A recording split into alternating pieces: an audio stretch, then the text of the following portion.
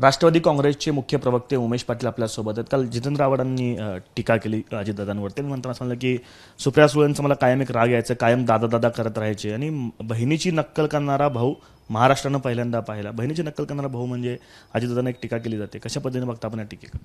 अहो, अजितदादांना सुप्रिया सुळेंची नक्कल करण्याची काय आवश्यकता आहे?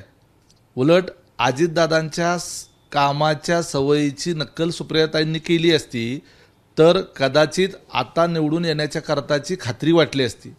अजितदादा सकाळी पहाटे 5ला उठतात, त्याची नक्कल करावी. सकाळी 6 वाजल्यापासून लोकांची कामं सुरू करतात, त्याची नक्कल करावी. अजितदादांचीच नक्कल करण्याची आवश्यकता आहे. तुम्ही अजितदादांना कुणाची नक्कल करण्याची अजिबात आवश्यकता नाही. असंही म्हणतात की सुप्रिया सुळेंनी जर तोंड उघडलं तर तुम्हाला तोंड दाखवायला जागा राहणार नाही.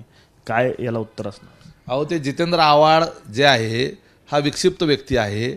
त्याच्या फार्म हाऊसच्या वॉचमननं जर तोंड उघडलं तर या जितेंद्र आव्हाडांना तोंड लपवण्याचे नव्हे, तोंड काळं करून महाराष्ट्र सोडून जायची वेळ येईल, अशी परिस्थिती येईल. त्यामुळं सुप्रिया सुळेंनी तोंड उघडलं तर अजितदादांना कुठंतरी तोंड लपवायची जागा येईल, अशा पद्धतीचं कुठलंही काम अजितदादांनी उभ्या आयुष्यात कधी केलेलं नाही. आणि जर तुम्हाला तसं वाटतच असेल तर नक्की तोंड उघडा. स्पष्ट सांगा ना, म्हणजे फार्म हाऊस कुठलं फार्म हाऊस, काय काय नेमकं चालायचं तिथं, काय? नाही, येऊरला भलं मोठं ठाणे जिल्ह्यामध्ये त्या येऊरला जाऊन बघा, तिथे एक मोठं फार्म हाऊस आहे जितेंद्र आव्हाडांचं. त्या फार्म हाऊसच्या वॉचमननी, तिथल्या शिपायांनी, तिथल्या कामगारांनी जर तोंड उघडलं तर जितेंद्र आव्हाडांना तोंड काळं करून महाराष्ट्र सोडून जावं लागेल. एवढंच फक्त मी त्यांना थोडक्यात सांगतो, बाकी जास्त बोलण्याची आवश्यकता नाही. आणि कधी काळी प्रफुल्ल पटेल यांनी जर तोंड उघडलं तर ज्यांचा उल्लेख आता जितेंद्र आव्हाडांनी केला, त्यांना त्यांच्या दिल्लीतले कारनामे सगळे जर बाहेर आले तर यांना निवडणूक सोडून तोंड लपवून पळून जायला लागेल. आणखी एक टीका केली जाते की अजित पवारांच्या आवाजामुळे त्यांची बायको देखील त्यांच्या जवळ येत नाही, अशा पद्धतीची टीका वैयक्तिक पातळीवरती कुठेतरी चाललं असं? निश्चितपणे अजितदादांचा आवाज आहे, तो फोनवरून गेला तरी अधिकारी दुसऱ्या मिनिटात काम करतो. आणि यांनी फोन केल्यानंतर अजित कुठलाही अधिकारी 10 दिवस त्या फाईलला हात लावत नाही. ही त्या अजितदादाच्या आवाजातली जरब आहे.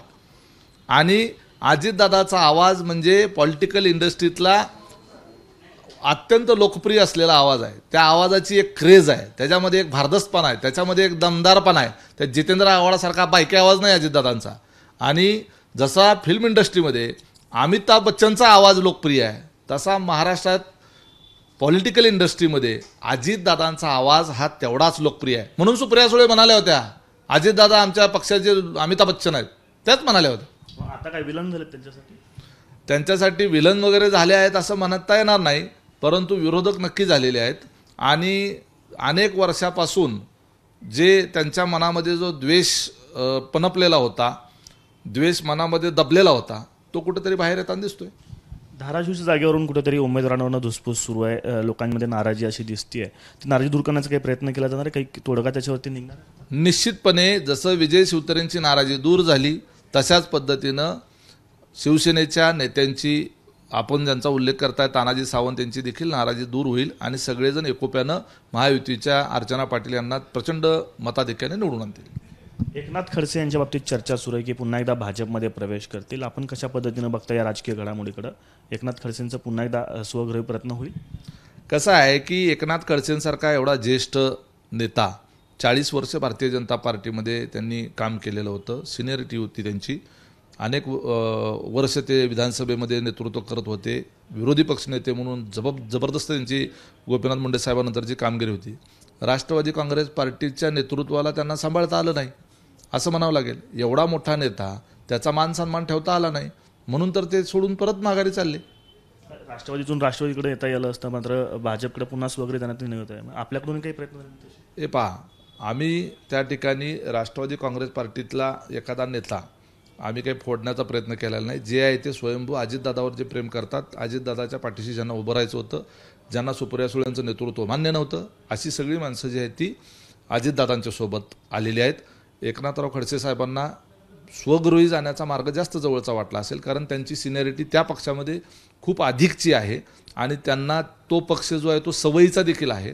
तिथली लिडरशिप जी आहे ती नॅशनल लेवलची सगळी त्यांच्या ओळखीची आहे. त्यामुळे कदाचित त्यांनी भारतीय जनता पार्टीमध्ये स्वगृही जाण्याचा निर्णय घेतला असावा.